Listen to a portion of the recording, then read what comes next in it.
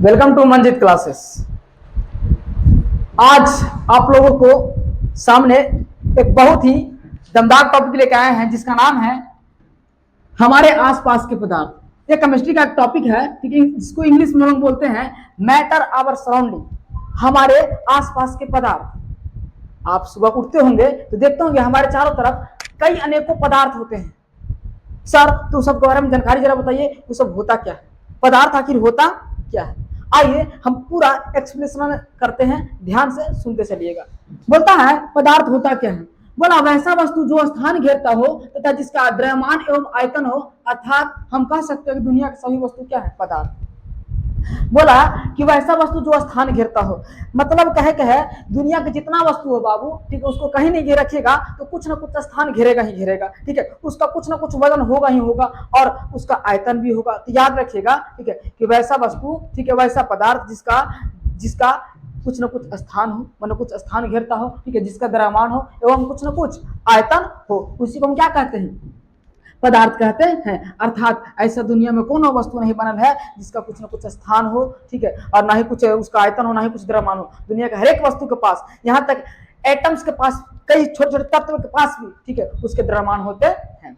आगे बात बोलता है, ठीक है, जैसे फॉर एग्जाम्पल में लिया गया है जल, पर्वत, टेबल, ईंट, पत्थर, पहाड़, दुनिया के सारी चीज जितना आप देख रहे हैं सभी के सभी क्या है, पदार्थ है।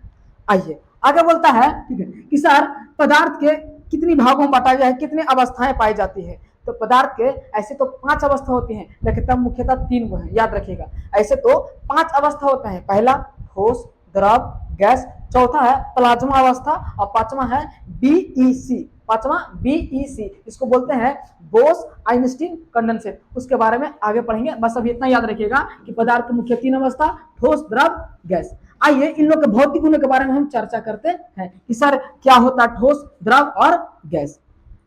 ठोस की पहला गुण आता है, बोलता है कि इसका आकार निश्चित होता है। किसी भी आप ठोस को उठाइए, किसी भी आप ठोस को उठाइए, उसका आकार एक निश्चित होगा, एक स्पेसिफिक साइज में होगा वो, ठीक है, नहीं उसको हम लोग या उसको साइज बदलना होगा तो हम तोड़ फोड़ कर सकते हैं, में मतलब फिर वो पदार्थ रहेगा ही नहीं।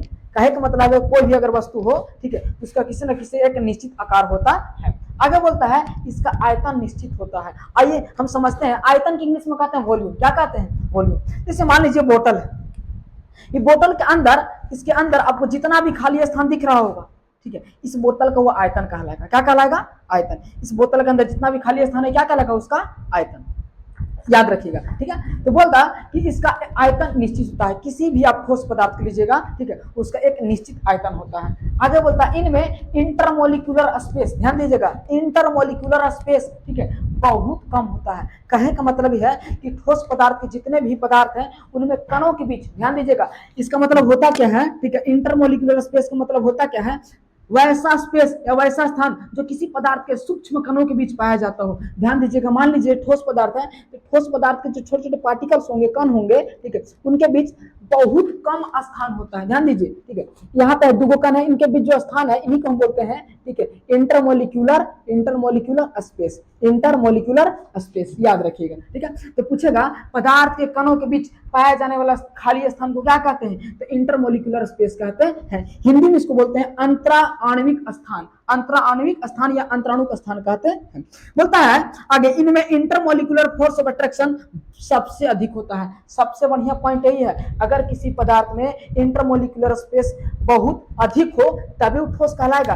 अगर इंटरमोलिक्यूलर फोर्स ऑफ अट्रैक्शन अगर कम हो जाए तो ठोस फिर नहीं रहेगा।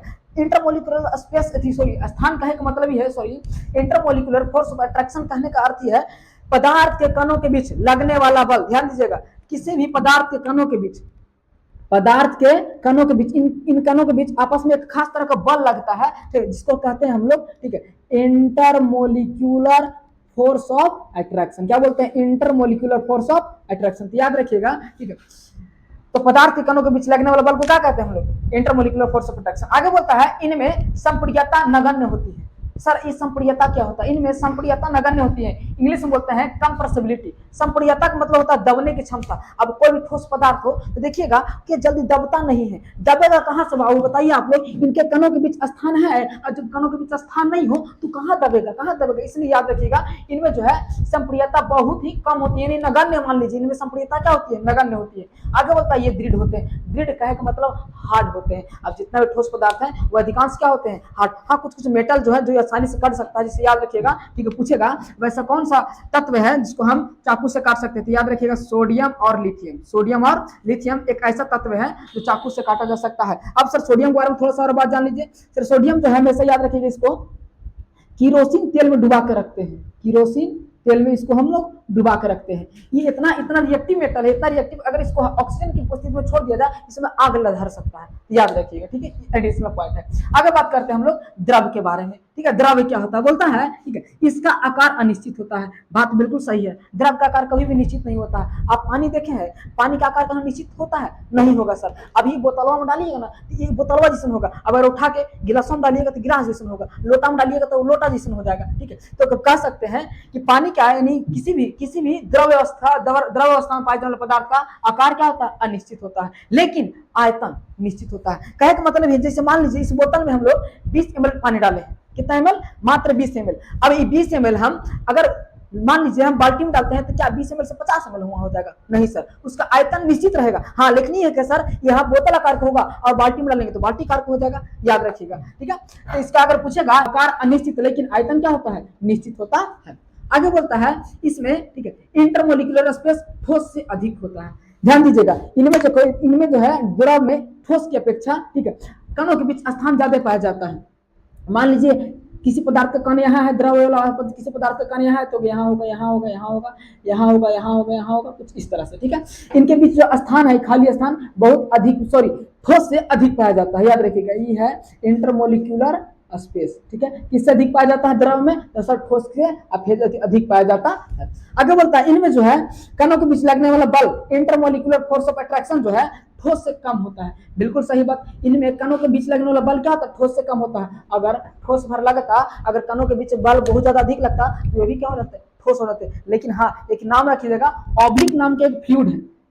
ऑब्लिक नाम का एक फ्लूइड है, ठीक है, इसको नॉन न्यूटोनियन फ्लूइड भी कहते हैं। इसको नॉन न्यूटोनियन फ्लूइड भी कहते हैं। इसको बनाने के लिए हम उपयोग कर सकते हैं स्टार्च। नाम सुनेंगे स्टार्च का। ठीक है, तो होता क्या है बाबू, जैसे इसको पानी में घोलकर स्टार्च को पाउडर को पानी में घोलकर छोड़ दीजिएगा, ठीक है, तो उसको एकदम आराम से छुइए तो आराम से लगेगा एकदम लिक्विड जैसा। लेकिन जैसे ही कस मतलब बहुत अचानक उस पर बल लगता है तो एक सॉलिड पदार्थ जैसा बिहेव करता है। ठीक है, अपवाद में वो लिक्विड अपवाद में, उसको अपवाद में याद रखिएगा, जिसको नॉन न्यूटोनियन फ्लूइड या ऑब्लिक कहते हैं, वो स्टार्च से बनता है। अब आगे बात करते हैं, याद रखिएगा। आगे बोलता है पूछेगा तो सर कि द्रव में जो है अंतरानुक आकर्षण बल इंटरमोलिकुलर फोर्स ऑफ अट्रैक्शन क्या होता है? सर ठोस से कम होता है। आगे बोलता है इनमें कुछ संपीड़न होती है, मतलब कि पानी कंप्रेस हो सकते हैं, हम पानी को दाब सकते हैं, मतलब कुछ हद तक दाब सकते हैं। माना हम गैस पर नहीं दाब सकते हैं, लेकिन कुछ हद तक दाब सकते हैं। तो याद रखिएगा इनमें कुछ संपीड़न होते हैं। आगे बोलता है ये ठोस से कम दृढ़ होते हैं। बाबू तुम लोग जानता ना, पनिया लेगा तो ठोस से मजबूत लगेगा, कठोर लगेगा? नहीं सर, बहुत मुलायम लगेगा।